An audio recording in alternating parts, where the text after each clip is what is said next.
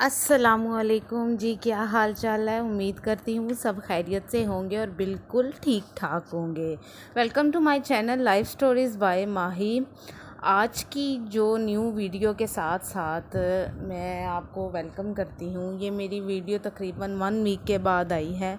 मैं ज़रा मसरूफ़ थी, बस बच्चों के साथ टाइम नहीं लगा, तो इस वजह से सॉरी।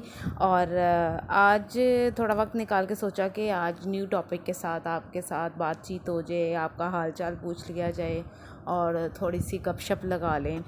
तो आज का जो टॉपिक है मेरा वो ये है कि अच्छे पहलू तलाश करना। मतलब कि अब इसका मतलब ये नहीं है कि हम पॉजिटिव सोच, एक होती है पॉजिटिव थिंकिंग, एक ये चीज़ है अच्छे पहलू तलाश करना। जैसे कि जो उनसे हमारे अल्लाह वाले जो उनसे लोग होते हैं, कईयों को इस बात पे यकीन होता है, कईयों को नहीं होता है। जो हमारे अल्लाह वाले लोग होते हैं वो हमेशा अच्छे पहलू तलाश करते थे, मतलब अच्छा चुनाव करते थे। और मैंने देखा है कि दुनिया और आखिरत की बेहतरी के लिए ना, ज़िंदगी के हर मामले में ना, हमें अच्छे पहलू ही मतलब नज़र में रखने चाहिए। अपने अंदाज़ में अच्छे पहलू तलाश के सबसे पहले करें और सबसे पहले अपने बारे में गौर करें। कि मिसाल के तौर पर मैं आपको मिसाल देती हूँ कि आपके बॉडी में किसी जगह पे तकलीफ़ है।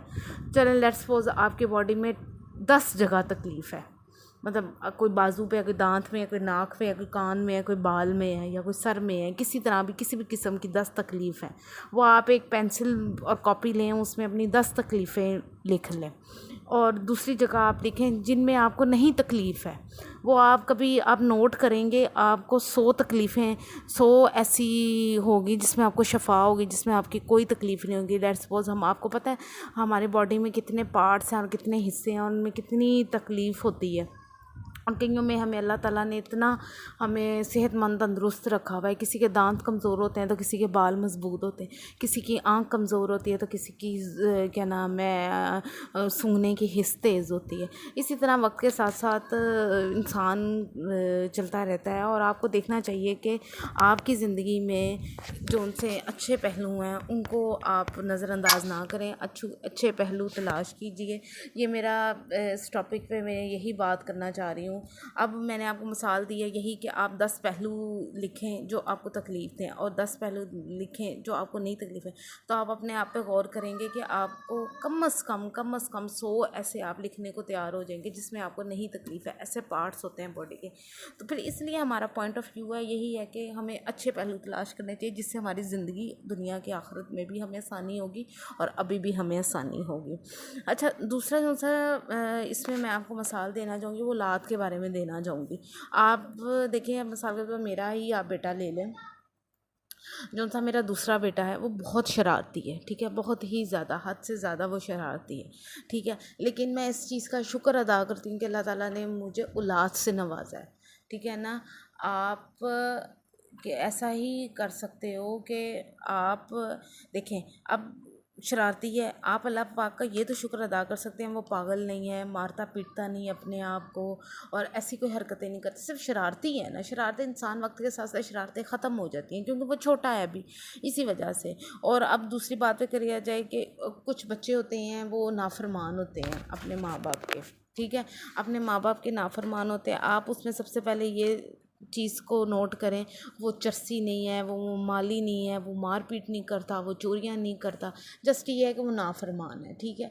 अगर क्या पता अल्लाह ताला की तरफ से उसको अकल आ जाए, ठीक है ना। इसमें हमारा ये है कि हमें अगर किसी में नेगेटिव थिंक है, अगर किसी में कोई गलत बात है तो हमें देखना चाहिए, हमें अच्छा पहलू तलाश करना चाहिए कि अगर उसमें 2 किस्म की बुराइयां तो उसमें 100 किस्म की अच्छाइयाँ भी हैं, ठीक है। इसी तरह ज़िंदगी चलती है और ये ज़िंदगी का एक अहम पार्ट है कि अगर हम अपनी ज़िंदगी में अच्छे पहलू तलाश करें। अब मैं आपको यहाँ पे बहुत बड़ी मिसाल देने लगी, जैसे लेट्स सपोज एक सास बहू का और बहू सास का रिश्ता है। आपने देखा होगा अपनी ज़िंदगी में, अपने इर्द गिर्द के लोगों में अक्सर पॉइंट ऑफ व्यू आता ही यही है कि सास बहू के साथ कैसी है और बहू सास के साथ कैसी है, ठीक है। अगर बहू, मिसाल के तौर पे मैं बहू और सास की मिसाल देने लगी, बहू अगर घर के काम काज दुरुस्त तरीके से नहीं करती है, ठीक है, अब इस पर अब सास को ये सोचना चाहिए कि अगर वो काम दुरुस्त नहीं करती है, वक्त के साथ साथ उसे काम करना आ जाएगा, आहिस्ता आहिस्ता वो काम करना सीख जाएगी। ठीक है, आप इस बात का तो देखें, वो आपका अदब करती है। ठीक है, आपके साथ बदतमीज़ी नहीं करती है, आप जो कहती हैं कहना मानती है। ठीक है, आप अल्लाह पाक का यही शुक्र अदा करें। बाकी काम दुरुस्त नहीं करती है, इस तरह काम करती है, वो वक्त के साथ साथ इंसान को आ जाता है।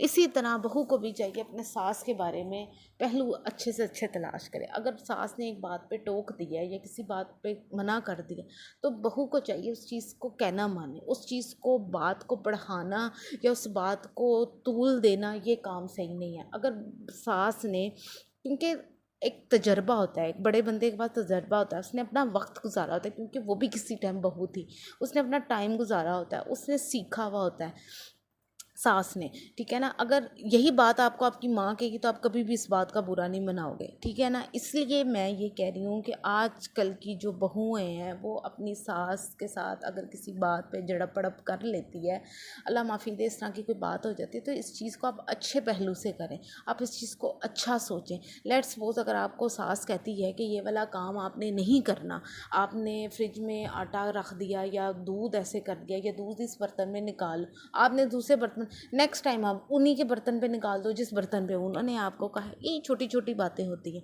ठीक है ना, अगर आप उनकी बात मान लोगे, उनको इज्जत दे दोगे, उनको मान दे दोगे, तो उन्हें भी एहसास होगा कि हाँ, मेरी बहू मेरा कहना मानती है, मेरा एहसास करती है। वो भी अपना पॉइंट ऑफ व्यू, अच्छा पहलू आपके साथ तलाश कर लेंगे, अच्छा पहलू आपके साथ इख्तियार कर लेंगे। इसी तरह आप भी उनके साथ अच्छा पहलू तलाश कर लोगे, इसी तरह आप भी उनके साथ अच्छा पहलू तलाश कर लोगे। इसलिए हमें चाहिए कि हमें वक्त के साथ साथ अच्छा पहलू तलाश करना चाहिए। इस तरह घर का माहौल खुशगवार रहता है। और मैं कहती हूँ काफ़ी ऐसे काम होते हैं जो हम नेकी की तरफ हमें ले जाते हैं। काफ़ी ऐसे काम होते हैं जो हमें नेकी की तरफ ले जाते हैं, हमें गुनाहों से बचाते हैं। इसी वजह से कोशिश किया करें, अच्छे काम किया करें और अच्छे अच्छे अंदाज से, अच्छे अच्छे तरीके से, अच्छे अच्छे अंदाज से, अच्छे अच्छे तरीके से आप इस चीज़ को लेके साथ चलें। इसके बाद ये ना हो कि आपको पता है कि आपके पास, मैं कहती हूँ, दो सांसें हैं, आपको नहीं पता आपकी सांस कब टूट जानी है। तो हमें ये चीज़ देखनी चाहिए, ये चीज़ सोचनी चाहिए कि हमारा आने वाला वक्त, आने वाली आखिरत, हमारा जो हमने जो मरना है उसके बाद हमारे साथ क्या सलूक होना है, अल्लाह ताला ने हमारे साथ क्या करना है, क्या नहीं करना। तो इसलिए अगर आप ये भी छोटी छोटी नेकियों में एक शामिल है, अगर आप किसी के साथ अच्छा बर्ताव करते हैं, अच्छे सलूक से पेश आते हैं, ये भी आप के लिए बहुत बड़ी नेमत है। बाकी मैं ये कहूँगी कि आप लोगों के बारे में सबसे पहले अच्छे पहलू तलाश करें, आपकी ज़िंदगी ज़्यादा आसान हो जाएगी।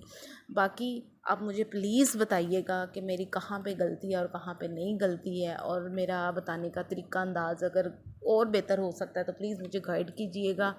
ठीक है जी, मेरी कोशिश यही होती है कि आजकल की ज़िंदगी में जो हालात हैं, जो आजकल की जो लाइफ स्टोरीज़ हैं, मैं वो आपके साथ शेयर कर सकूं। क्योंकि जो मैंने आज आपसे सास बहू और बहू सास का रिलेशन शेयर किया है, मेरी नज़र में ये मैं कहती हूँ कि बहुत ज़्यादा इंपॉर्टेंट है। क्योंकि आप जिस घर में चले जाएँ, जिस घर की स्टोरी सुन लें, उनको यही मसले मसाइल होते हैं। तो प्लीज़ प्लीज़ कोशिश कीजिए कि आपने भी, अगर बहू हैं तो आपने भी कल को सास बनना है, और अगर सास की गलती है तो प्लीज़ कोशिश करिए कि आपकी भी बेटी है, आपकी भी बेटी किसी और के घर गई हुई है, तो प्लीज़ अच्छे पहलू तलाश करें। अगर आपकी बहू में कोई बुराई है तो उसको अच्छे अंदाज से उसकी अच्छाई को याद करें, और अगर आपकी सास में कोई बुराई है तो प्लीज़ मेरी रिक्वेस्ट है कि आप लोग अच्छे अंदाज से उनको बयान करें।